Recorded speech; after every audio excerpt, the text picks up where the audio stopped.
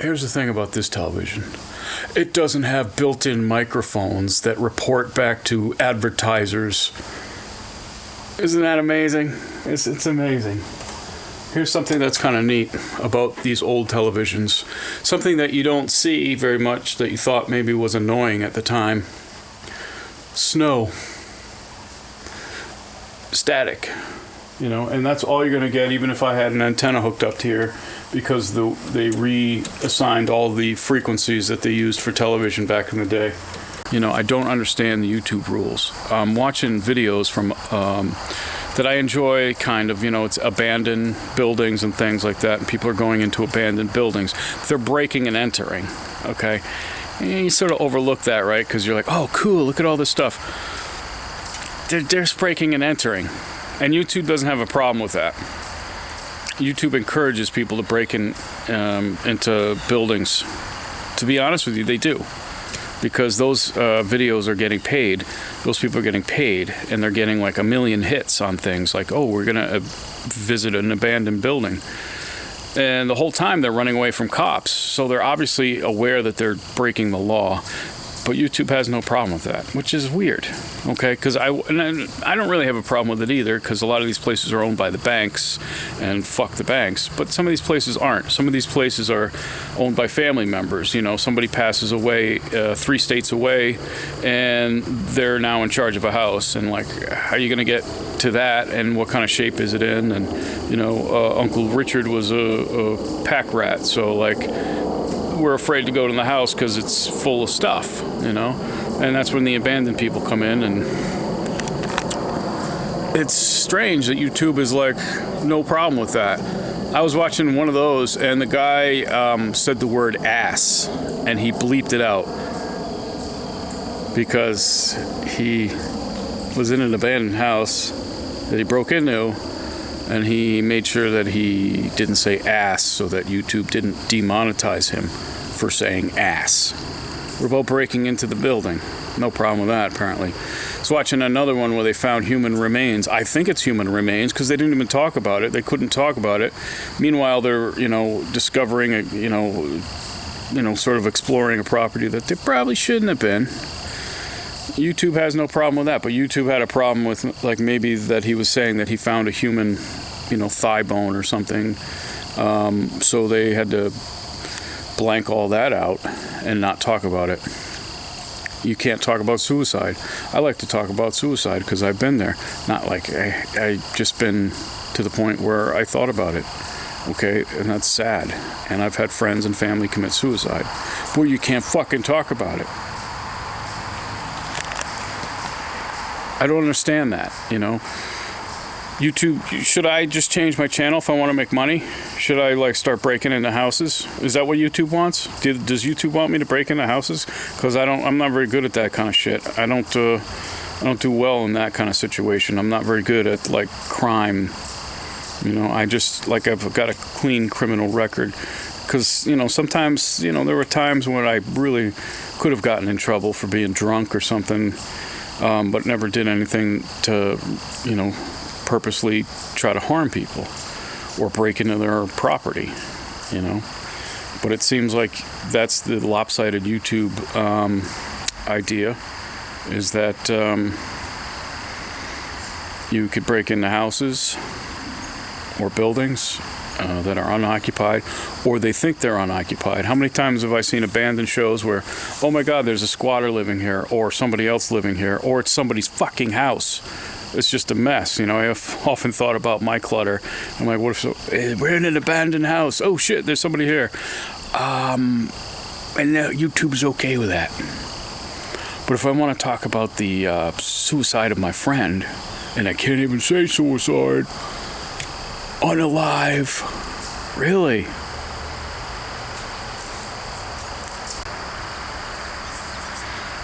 We have legal cannabis here in the state of Maine, and many people, including me, use it for dealing with anxiety. It helped me get off booze, because if I continued on booze past the age of 50, I was going to die like my friends were dying. Okay, can I talk about that? Can I talk about my friends dying? That it's essentially suicide.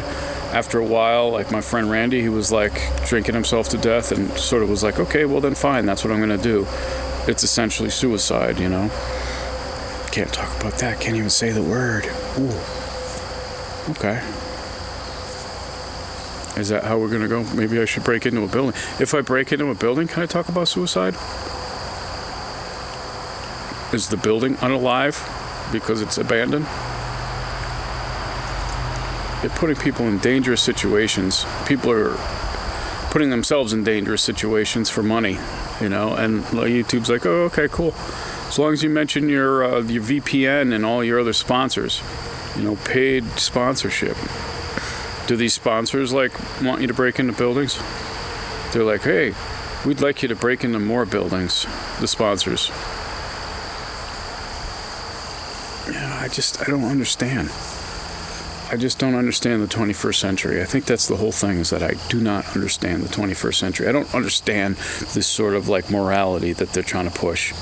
So I really need a haircut, but I haven't gotten one since Groundhog Day this year, and it is September. So it's been, let's see, February is the second month. February is like at the library. February is the second month, and September is the 9th month. So that's like over 7 months without a haircut. And part of the reasons why is because I go to that fucking place called Wonderful Cuts, or whatever the fuck it's called, and I don't know what to say to people anymore. I don't know what to say to people. You know, a lot of times there's just that small talk, okay? Now, when you go to these other sort of corporate places like Wonderful Cuts, you don't have to worry too much about them getting into controversial topics, because I think corporate has probably told them, don't talk about politics or religion, you know, which is great, because I don't want to hear it, especially coming from, I don't know, no offense, but none taken. So if you go to an independent shop, I've had like haircut where I just want to leave because the person cutting my hair is a fucking Nazi, and I'm like, okay, here we go. And like they feel like it's okay to tell me these terrible things because like my skin is peach. I'm not white, I'm peach. Whatever. But if you go to the Super Cuts or the Wonderful Cuts or the Great Cuts, whatever, they tend to not talk about that kind of thing. But that doesn't mean they don't want to talk, because they want you to feel comfortable and they want to get a tip, right? So they're always like, so what do you do? And I'm like, oh, fuck, I don't want to have that conversation. So like sometimes I'll just make something up and then see if I can go with it. And I'm like, oh, I'm a hotel art critic. Really? What is that? I go to hotels and I just criticize the art. I don't understand the 21st century. And, you know, I know that people think, oh, you're just old. Well, yeah. I mean, like people say, like, you know, I was born in 1969, okay? Fucking Man on the Moon, Woodstock, Scooby-Doo, Sesame Street. What else happened in 69? Me. A lot of cool things, you know. The 20th century was packed full of optimism. We don't have optimism now. We have fear. You know, fear is just an advertising tool. It was invented by the church. No, I'm not okay with like worrying about what the fuck I'm saying in front of a television. You know?